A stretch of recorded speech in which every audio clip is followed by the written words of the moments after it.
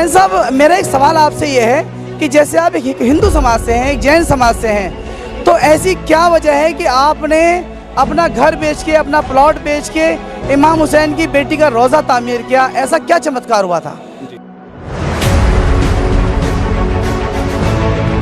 जैन साहब, कोई चमत्कार आप इमाम हुसैन के बारे में कैसे पता चला? आप इमाम हुसैन को कैसे जाने आप? नमस्कार, आज हम आए हैं हिंडन में, और हिंडन गाज़ियाबाद के अंदर एक ऐसी जगह है जहाँ यहाँ शिया समुदाय के लोग पूरी रात अपनी एक तपस्या करते हैं एक तरह से, और यहाँ शब्बेदारी करते हैं। आज हम एक ऐसे शख्स के साथ हैं, ये एक हिंदू समाज से हैं, जैन समाज से हैं, और इनके बारे में इतना कहना काफ़ी होगा कि इमाम हुसैन के इतने चाहने वाले हैं कि इन्होंने इमाम हुसैन की याद में अपना मकान बेच दिया, अपना घर बेच दिया, और घर बेच करके इमाम हुसैन की बेटी का रोज़ा बनाया, और वहाँ पर एक बहुत बड़ा प्रोग्राम किया, मजलिस मातम, बहुत अच्छा प्रोग्राम किया इन्होंने, और पूरे हिंदुस्तान से अच्छे अच्छे लोगों को बुलाया, हर समाज के लोगों को बुलाया, हर धर्म के लोगों को बुलाया, क्योंकि इनका कहना है कि इमाम हुसैन अलैहिस्सलाम किसी एक धर्म, एक मज़हब की प्रॉपर्टी नहीं है, एक धर्म, एक प्रॉपर्टी मज़हब की जागीर नहीं है। तो जैन साहब से हम एक दो सवाल करना चाहते हैं। जैन साहब, जनता बनता में आपका बहुत बहुत स्वागत है। जी, शुक्रिया जी।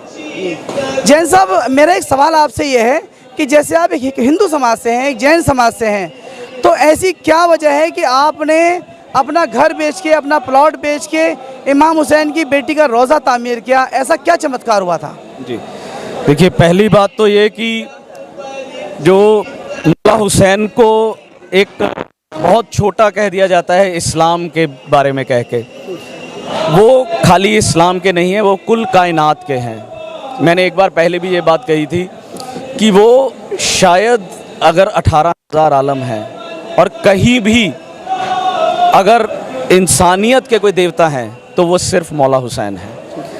और उनकी बेटी शहज़ादी सकीना सलामुल्लाह अलैहा का जो रोज़ा मुबारक बना है वहाँ पर, अगर उसके लिए मुझे खुद को भी बेचना पड़ता तो मैं पीछे नहीं हटता, क्योंकि वो मेरी निस्बत है, मेरी अकीदत है, मेरा विश्वास है, जिसके लिए मैंने, जब उनकी ज़री मुबारक बनी, जब वो रोज़ा बन रहा था, मेरे पास पैसों की कमी हुई उस वक्त, तो मैंने उस वक्त जो प्लॉट पड़ा था उसी वक्त बेचकर उसको पूरा किया था।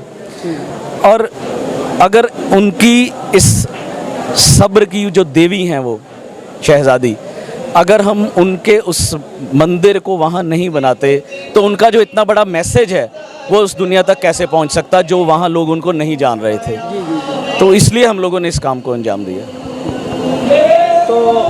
तो जैन साहब ने बताया कि ये जो है इनकी मोहब्बत, इनकी अक़ीदत की वजह थी कि जो इन्होंने अपना घर, अपनी ज़मीन बेच के बनाया।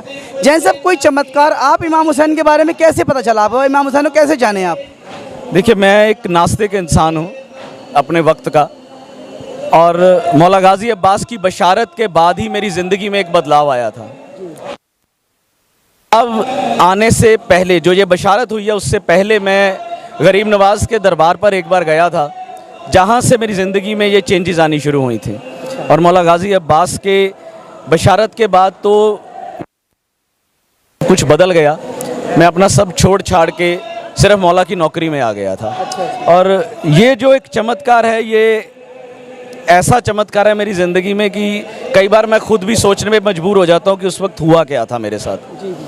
कि एक ऐसी रूहानियत, एक ऐसी मतलब वो कशिश थी उन अल्फाजों में जो मुझे सुनाई दी हैं, कि मैं उन अल्फाजों के पीछे ये कह सकते हैं कि लब्बैक कहता हुआ निकल पड़ा। अच्छा। और आज आपके सामने हूँ।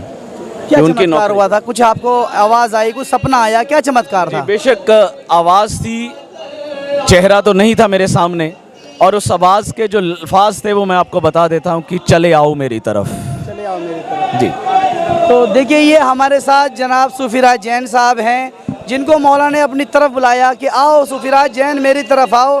क्योंकि देखिए, मैं अक्सर ये कहता हूँ कि ये एक मुसलमान होने के लिए कलमा पढ़ने की ज़रूरत है, लेकिन एक हुसैनी होने के लिए, इमाम हुसैन का चाहने वाला होने के लिए कलमा पढ़ने की भी ज़रूरत नहीं है। सिर्फ एक इंसान होना ज़रूरी है, एक हुसैनी होने के लिए एक इंसान होना ज़रूरी है। तो सूफीराज जैन साहब का बहुत बहुत शुक्रिया, आपने इतना कीमती वक्त दिया अपना। बहुत शुक्रिया जी, बहुत शुक्रिया।